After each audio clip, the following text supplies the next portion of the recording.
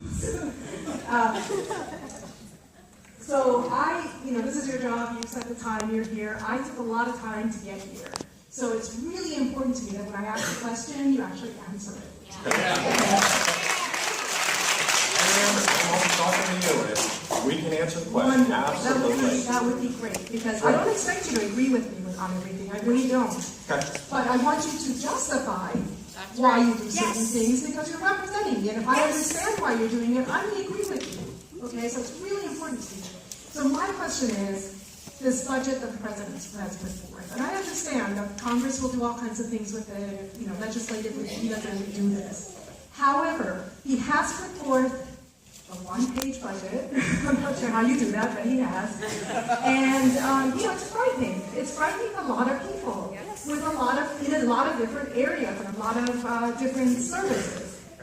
So can you tell me what part of it do you agree with? Yes. What aspects of it do you agree with specifically and why? And then what parts you don't agree with, like you said, education is something. Great Okay, question. good question. Good question. So, we've gone through the budget, it's more than one page, but reading through the budget, there are an awful lot of things that I don't agree with. I don't agree with the education cuts, absolutely. People have talked to me about the National Endowment of the Arts. It's not a small amount of money, but in the grand scheme of things, it's a couple $100 million.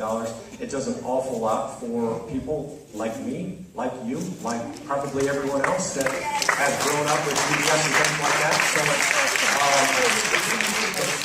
So, and I'll go through a couple others here, but the part I do agree with was I think that we should bump up the military. I think that the military should be.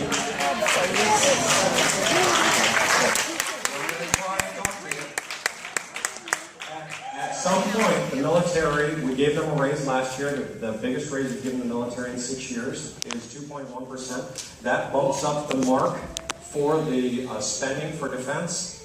Gets us to about the $603 billion range. Please don't quote me on that, but it's pretty close. Then we'd like to see a bump up for training, flight hours, making sure that our men and women, if they are go into, it is difficult. You lose your train of thought when you're talking to somebody and somebody just yells at you. So I'm sorry, but I do lose my train. So there is a bump up to get it to $653 billion. That's a huge bump. But I think there's going to be a negotiation there of where we get to so that we do have flight hours for our men and women and we do training. There are, and if I grab my notes real quick, there's a cut to NASA that I didn't agree with at all.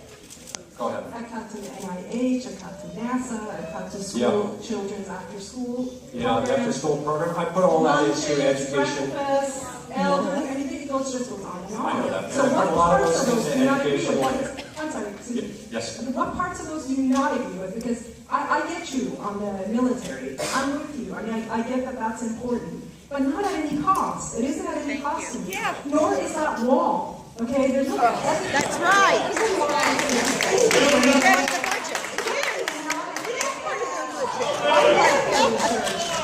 Children elderly getting care. So how do we justify? And I would be happy to sit down with you. We can look through the budget and we can talk about issues. People do call me all the time and say, please don't. That helps. It does. And to talk to people in the district. My name is Joe Rosani. You may have a few emails from me. Okay, we're going to have somebody come over and take your name, your information, and we'll get back to you, okay? Thank you. And which of those do you not agree with? To education. Besides that. Anything else? NIH funding, research, Meals on Wheels. Cancer research. Yeah, no, we've already talked about Meals on Wheels. We talked about education cuts. I don't agree with those. Cancer research. Yeah, no, we already talked about cancer research. We talked about that last one. I'm on record on that. We So were no. here. What did you say? I understand that, but I'm just saying that she's asking me a question. I'm trying to answer. And I answer everybody else. You sure are. Okay, all right. And we'll get your information. Okay. Yes, ma'am. I'm sorry. Hello, Representative Knight, and I'd like to thank you for the opportunity to address this issue of, I'm concerned mostly with the cuts in Medicare, Medi-Cal, and SSDI. Yes, I have a son, he's 38, When he was 15, he was diagnosed with schizophrenia. There's 4 different kinds of schizophrenia. He had the one where the person becomes catatonic. He graduated from Canyon High School because of the help that he received here and the fact that he was sent out to a school for a couple of years to get himself back together again. His journey has not been easy, but he did get Medi-Cal, and he did get SSDI because he qualified for it. And most people who get SSDI are qualified for it. Yes. So after graduation, he decompensated over a period of several years until he was determined to be gravely disabled. Because in our world today, the only way to get help is to be gravely disabled, which nobody wants to get to. We take better care of dogs. He ended up spending 2 years in a locked facility in Pomona.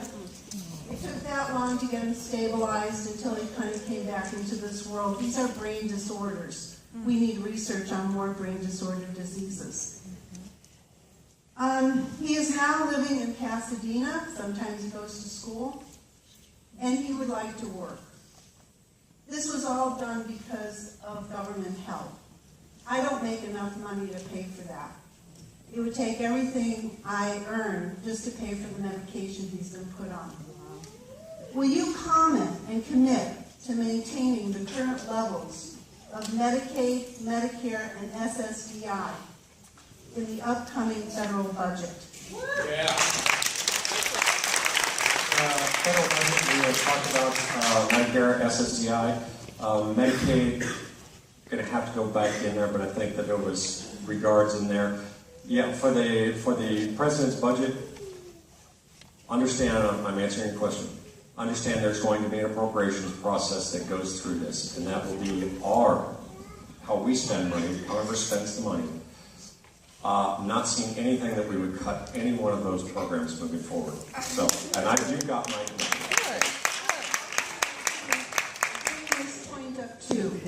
That the housing that we now have for the seriously mentally ill depend on Medicaid. Yeah, I agree. We work on that quite a bit.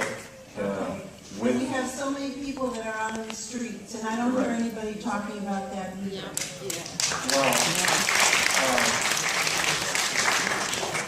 Well, I'm going to defend this community quite a bit because this community steps up a lot on trying to help people that have disabilities, that are homeless, vets. This community steps up quite a bit, so I will defend this community on a lot of things, but that one they really do a great job.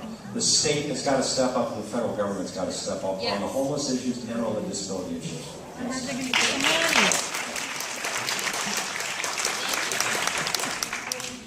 going to pay for it? Okay, we'll do a few more. Okay, let's go right. Oh, okay, go ahead, right there. Yes, sir. Okay, yes, ma'am. Thank you for hosting the town hall, and I do hope that there are a few more that you have. My concern is, and we've talked about this before. Yes, we have, many you and I times. don't agree on quite a bit. And there was a 6.7 margin. I understand that you represent who your majority was that voted for you. Yes. But you also represent the entire 25th congressional district. Yes. My concern, and please nobody talk, Democrat or Republican, I just really want a straight answer and a full answer. How do you plan to not only bridge the gap between Democrats and Republicans, because there is a divide between us, and I understand you're doing town halls and all this, but as a congressman, how is it that, I'm a Democrat, you're a Republican, how can we work together? And we've met.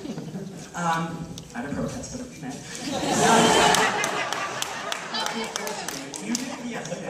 So, I want to know how is it that we can work together, and also as the person who, as the president of the Santa Clarita Valley Young Democrats, I work with a group of people who feel, you can say millennials or the tech gen, who don't get a voice in politics. But the reality is we're a very big generation, and they're going to be a voting bloc soon. So how can we bridge the gap, work together as Democrats and Republicans where we can reach quite a few things, and also how can we start having young people have a voice in politics? Okay, so good questions, and I appreciate the family talk. We will meet anytime, and you know that. And I love to meet with groups that might not agree with me, might not ever support me. That's great, because you're going to bring a different view. I'm going to bring a different view, and hopefully we're going to get to a place where we can put in legislation that we both agree with. Every piece of my legislation has Democrat co-sponsors, everyone across the board, and so I do try and reach across the aisle and say, hey, look, this is an idea that is not a Republican idea, it's not a Democrat idea. We're just trying to make sure that we don't have a line in Santa Clarita. So, how about this? Give all your information to Lisa. You get your group together, or many groups. We are trying to meet with small groups because town halls are great, and I do enjoy them, even though they get a little. But they are part of set up and all of that, where I meet with people from 8 o'clock till 6 o'clock, when I'm home, and those are great little meetings. They are, whether they're 5 people or 20 people. And I ask you all that. Anybody who wants to do that, can reach out to my office. And trust me, there's a lot of things that you and I agree on. There are. So, if we write legislation that we both agree on, that's a great thing, right? Go to Ms. Barrett.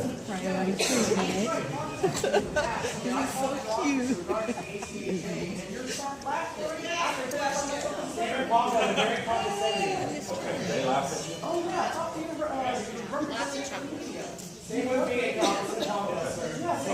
Okay, all right. Congressman, we have a question up here. Top. Okay, yes. As a veteran, I get my health care at the VA, West LA VA. Thank you. It is my understanding that the secretary of the VA said that the West LA VA is on a list for possible closure. I'm going to ask you a question. Where'd you hear that? That was yesterday. Okay, where? I believe it was online in one of the papers. Okay. But I also believe that it was elsewhere on TV. Okay. We're going to get back to you. I haven't heard this before. Yes, and West LA, remember, we've got one of the largest veteran communities I understand. in a 100-mile radius from here. That's right. And West LA is our big facility. Yes. I have not heard that, but I want to get back to you, so we will directly talk to the secretary and ask him where this is coming from and what the heck's going on. So that's the first time I've heard it. On the list. Okay. And also, if that happens, what will you do with, Well, for the first, veterans in the high desert? First, we absolutely would fight tooth and nail to keep West LA open. I mean, the West LA is open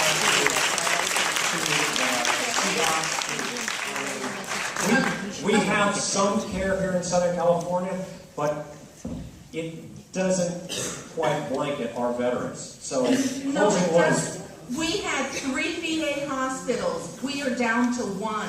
yeah. And, Ma'am, we really should we will have get back to you within 24 hours. And we'll put that on our website if that is any regard true or any regard not true. We will put that on our website by the end of business tomorrow.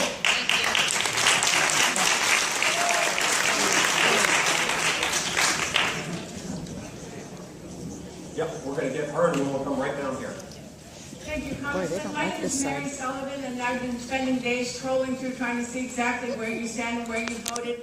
And HR 1761, which is for some reason named Protection of Minors, bill that just passed on May 24th that you voted for.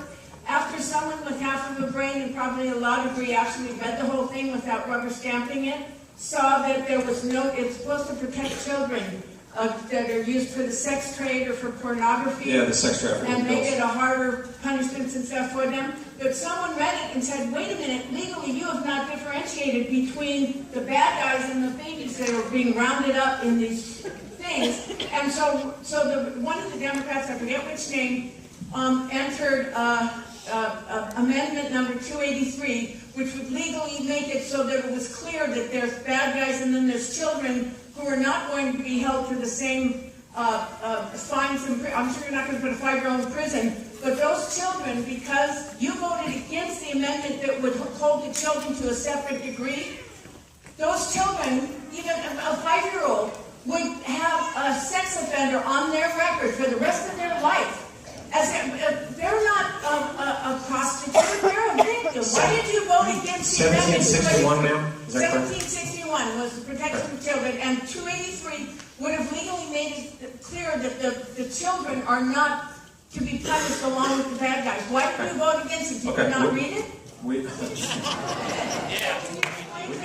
Please explain to these people what the difference is, why you voted against that amendment. And I can't remember every word of the amendment or what that happened. Obviously. Congresswoman Wagner wrote that piece of legislation, I'm pretty sure, on trying to make sure that sex trafficking has a harder bite against the person that we are trying to get. That is the person that is the John, or the person that is selling the young person or indenturing them. That is what we are trying to do. We have had sex trafficking roundtables here in this community. And so I think you know where my commitment is. And also, as a police officer, you know, a lot of things have changed over the last 15 years where a young lady who might have been put into the sex trade, I don't want to call it industry, but criminal activity, for a while, that young lady was treated as a criminal. Right. And that has changed over the years, and it's changed in the law enforcement community, it's changed in the criminal courts community, and I think that that's been accepted, that this is the victim, this is not a criminal. Except with 1761, the amendment that would have made that clear legally that the children cannot be held accountable with the Johns. You voted down that amendment that would have saved the children, made it clear, and not left it up to the local law enforcement to decide if they're going to charge a 15-year-old with adult. We're going to get your answer on that. I'm surprised you don't have it because you just voted on it on May 24th. I understand. I understand. But I do want to read it again. Ma'am, just because I voted on something doesn't mean I'm backing away from it. It just means I want to get that information in front of me when we talk. That's fair. That's fair in court. Okay, so I'm just asking for that. We will pull that up. We'll pull the amendment up. We'll talk to you about this. Absolutely. But you have my commitment that whether the young lady or the young boy that's being indentured into slave trafficking is a victim. It is not the suspect. So That's what happens when you vote with your block. okay. Yes, sir. Oh, right here. Hi, thanks. Thanks for taking my question. Jack Quirk on the board now. Just a quick aside, I'd like to point out to the gentleman who spoke earlier. I'm a Vietnam vet. I served my country. I think I have just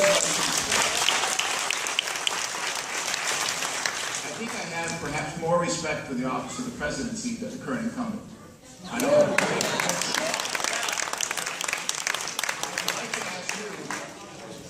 I'd like to express an opinion and ask you, so there's no sense hiding the opinion.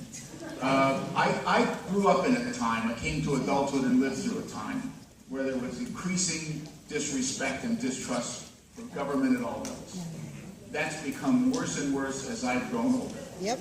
Right now today, I have a government that lies to me. I have government officials who lie under penalty of perjury at their confirmation hearings. Bravo. That's right. Agree. Democrats have lied at their confirmation hearings. We need to get past, we need honesty in government, and we need to root out dishonesty wherever it appears. That's right. The dishonesty seems to be predominantly one way or the other, but I'm not interested in that. We need to get back to having the government respect us. Yeah. That's just not happening. The government treats us like tools. The government plays a bunch of smoke and mirror games. And with all due respect, what the young lady said about the fiduciary rule, what she said is true. That the fiduciary rule was fought tooth and nail by the fiduciary industry because they didn't like the idea they had to put the interests of the people they advised ahead of their own pocketbook. That's the problem.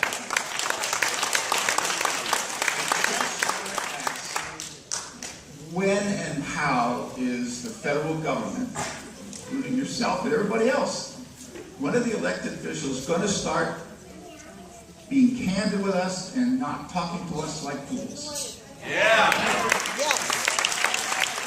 Thank you, sir. Thank you, very good.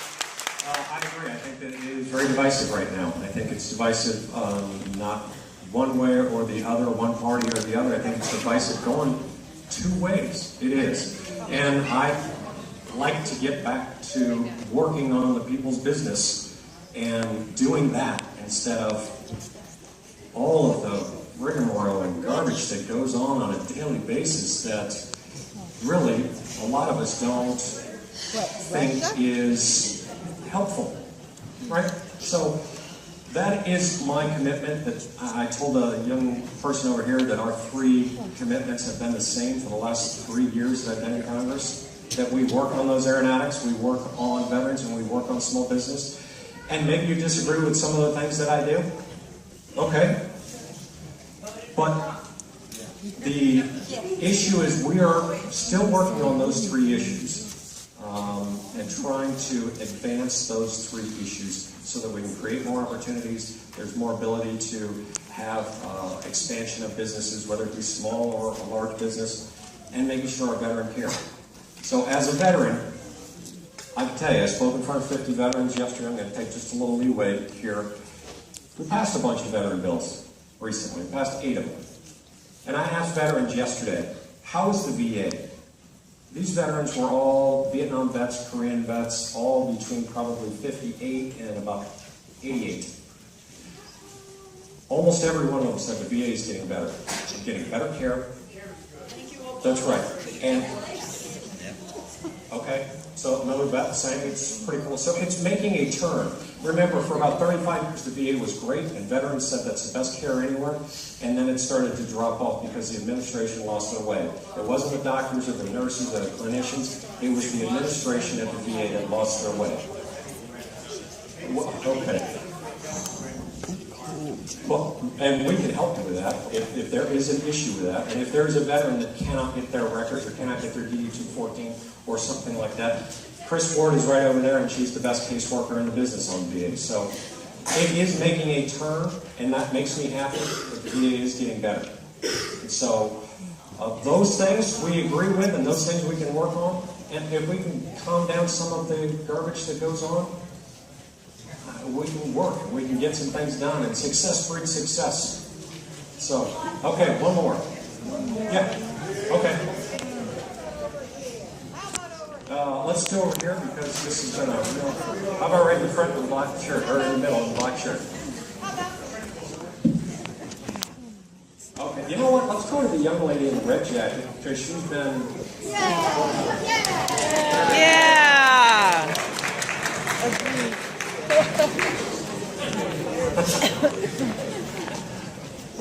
Valencia, California. Okay. I believe we are witnessing the collapse of our democracy, of our economy, and of our environment. I think the time is dire and it is an emergency. Yes. Yes. We have to look about how we got here in order to turn it around. In 1970, the Supreme Court, Lewis Powell was appointed to the Supreme Court. He was a tobacco lobbyist and attorney. He was the one who navigated the Supreme Court to the money equals speech decision. That was the beginning of the end. FDR had reined in corporate power and the wealthy, regulated them, taxed them, and created a safety net for the people. The oligarchs hated it. They vowed to turn it around. And it took them from the 70s until now, where we have the biggest crook, liar, and thief.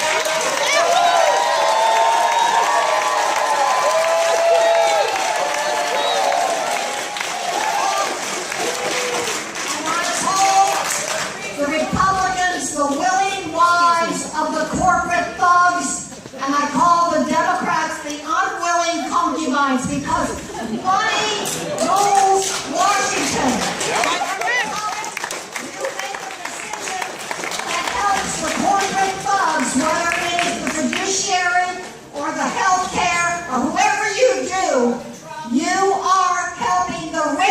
the 1%, and you are letting us think that the 99% need you to represent us. Yes, yes, yes, yes, yes, yes.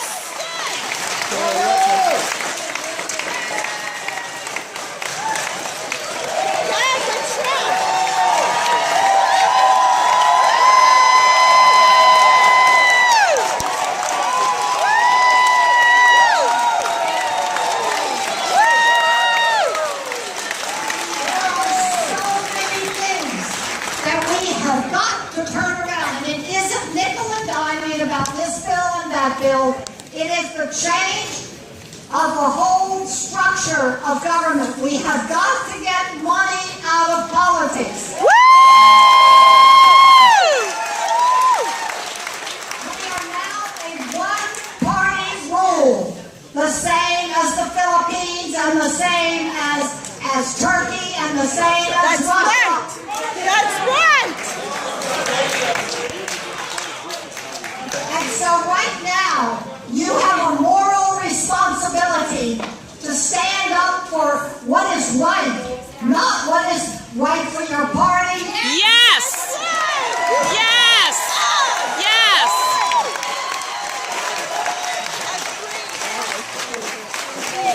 What is your response to this?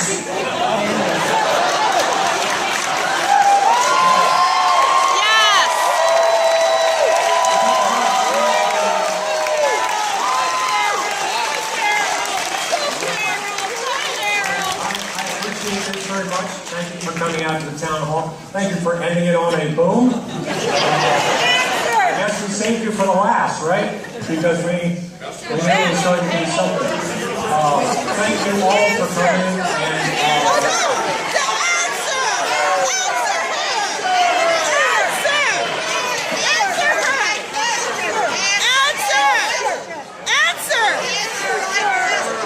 I'm sorry, I didn't hear a question, but... I said, what is your response to what I just said? Okay. So if we want to get money out of politics, I think that was the crux of where you were going. Yeah. That people want to get corporate money out. People also want to get union money out of politics. No? Is that what you think? So unions don't have any money anymore! So if we are going to get corporate money and union money out, I think that it would come down to the individual to put in money. No. Okay? Public financing. Public campaign financing. Level playing field.